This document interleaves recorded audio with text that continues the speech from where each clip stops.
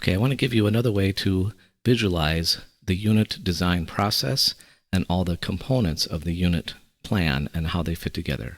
And so you begin by defining the unit scope, and you do that with a thematic question, or at least a draft of the thematic question, or if you don't even have that, at least your topic identified.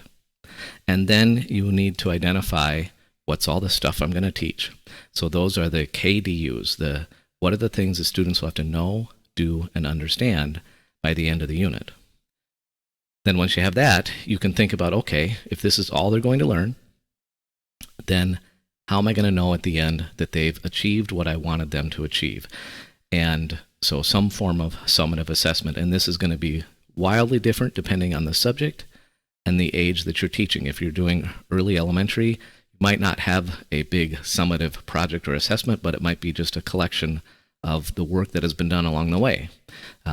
If it's a very concept-heavy content, like a high school math or science course or social studies, then you might have something a bit more formal as some kind of exam at the end, or performance assessment or project or something like that.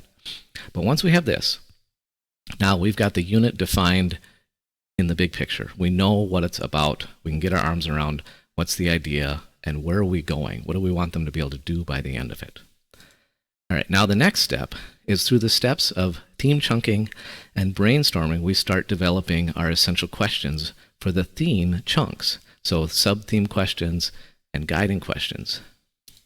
And you have to identify if the unit is big enough to warrant sub-themes. So, and then using sub-theme questions. A unit has to have guiding questions, but it doesn't always have to have sub-theme questions.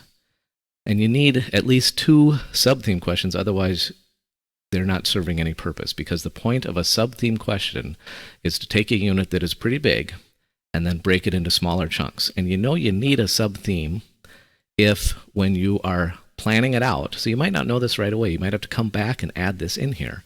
But as you're planning it out, you're realizing, wow, this unit's going to take me like 4 weeks.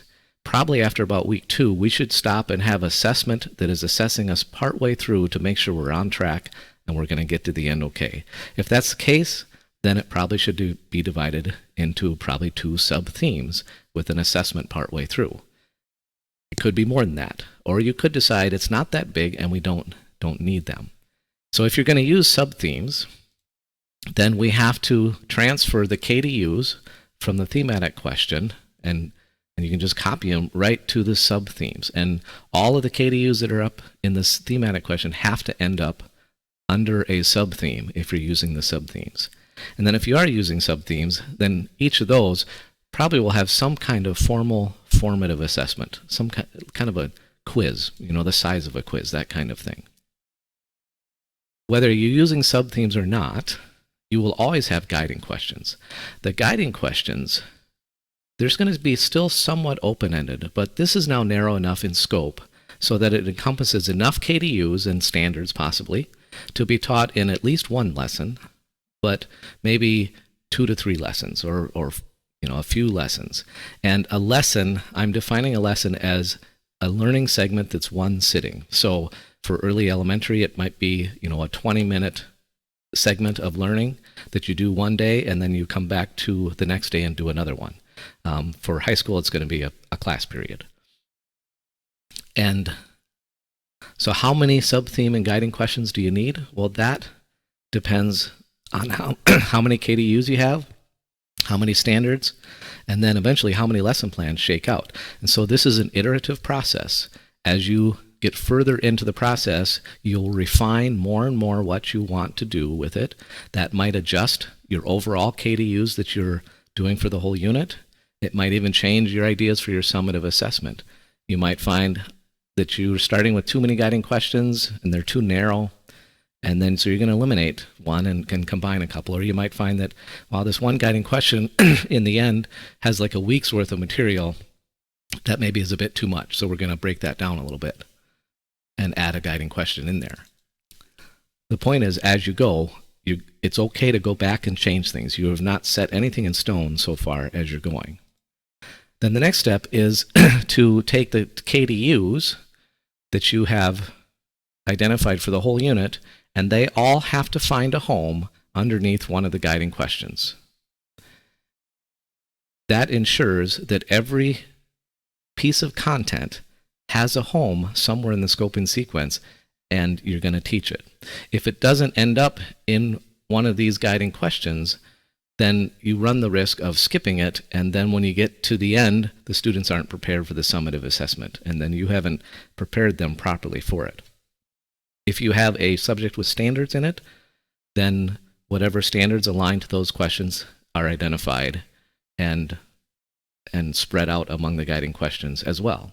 So now we can see here we've now defined all of the scope and sequence of what we're going to teach. We know what the content is in the KDUs. We know what our end goal is in the summative assessment. We know what the standards are. And we know how we're going to organize it in terms of what questions are students going to be driving towards getting an answer to. But we haven't done any lesson planning yet, and we haven't figured out how we're going to actually teach it. And that's our last step. So the last step now is to brainstorm those formative assessment learning activities that will be used throughout the unit. So what will become your formal lesson plans.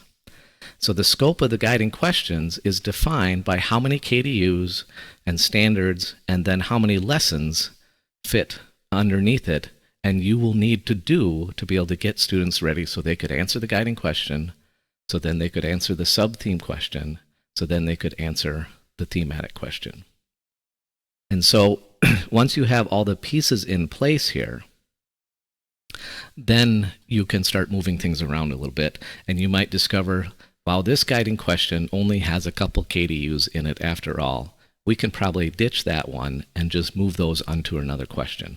Or you might discover this guiding question has 15 KDUs and 7 lessons.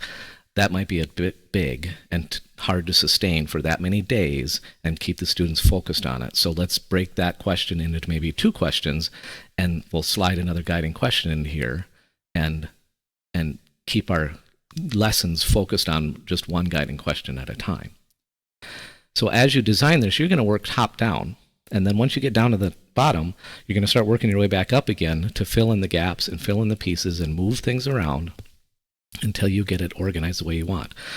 It sounds like a lot of work, and it is a lot of work, but this ensures that everything you're teaching has purpose and has a reason for it. And the more that you can do that, the more the students will understand the purpose that you are teaching it, and the less they're going to see the work as busy work, and the more they're going to have a purpose motive for completing the work and will be more engaged in the end. The students, on the other hand, they experience it from the bottom up. They experience the lesson plans, of course. They don't know this stuff necessarily, though they might know it in the sense that you're telling them what the objectives are, the goals are, and they are seeing the questions as they go, so they know why they're doing it. And they also know the thematic question from the beginning, so they know what's our end goal.